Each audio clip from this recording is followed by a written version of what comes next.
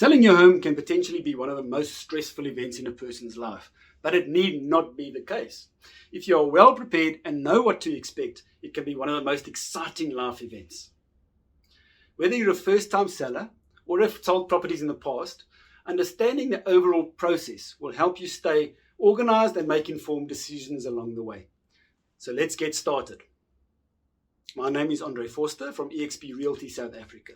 Myself and my wife Lydia have been real estate agents in Durbanville and surrounds since 2005, and we are passionate about making the whole buying and selling process a pleasant and memorable experience for all our clients. Please remember to like and subscribe to all our social media channels to make sure you receive future updates and useful information and advice. Firstly, before listing your property, it's important to understand the current real estate market in your specific area. So together we will explore and discuss the current market trends with you, as well as the various other factors that influence the sale of your home. By gaining insight into the market conditions, you'll be better equipped to set realistic expectations and make informed decisions as well. One of the most important steps in selling a property is choosing a reputable estate agent to guide you through the whole selling process.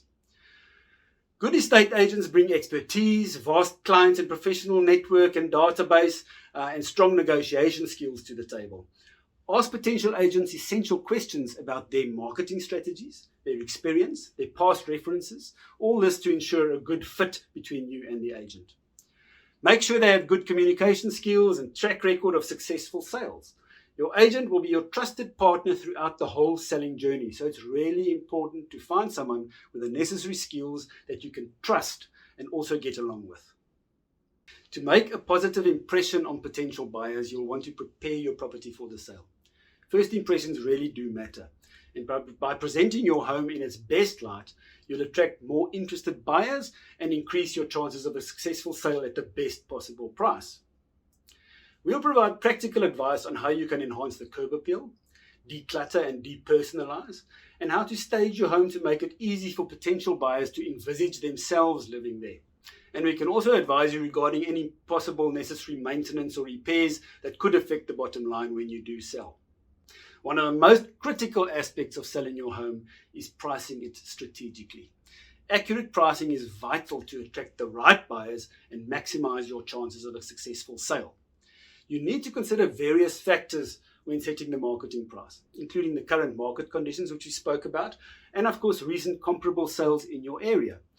Evaluating those recent sales in your area through a comparative market analysis that we'll do for you can help you set a realistic and competitive listing price. So by considering the market conditions, property features, quality of the finishes, and your objectives, you can strike the right balance when setting your listing price.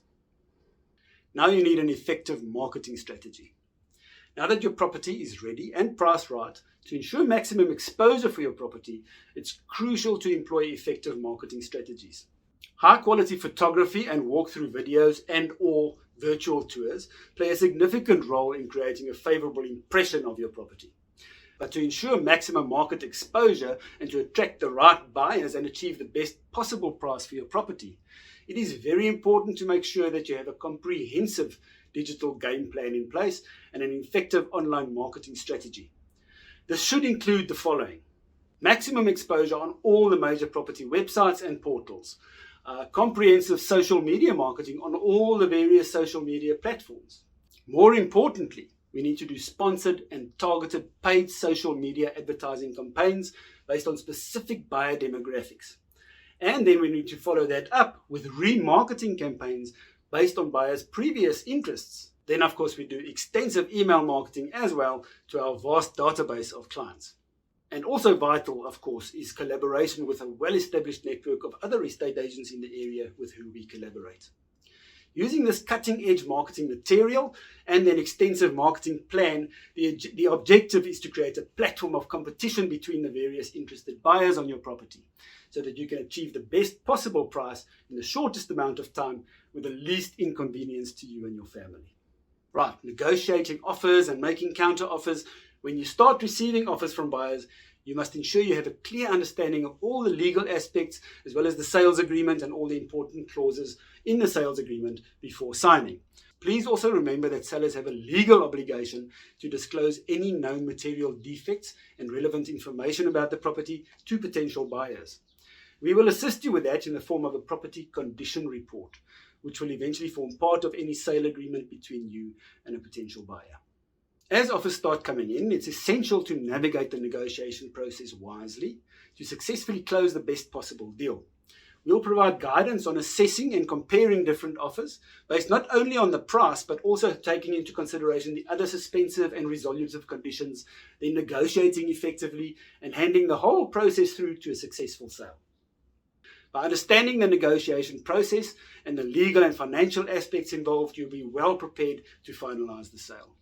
Sometimes you have to deal with multiple offers. So when multiple offers come in from different buyers, it's important to handle them strategically while also maintaining fairness and transparency and not losing the trust of the potential buyers. You could also accept more than one offer, or a first in line offer and then backup offers with an escalation clause in place where needed, often more commonly referred to as a 72-hour clause. An experienced agent will obviously guide you on these aspects. Once you've concluded a sale, there might be suspensive conditions that need to be fulfilled.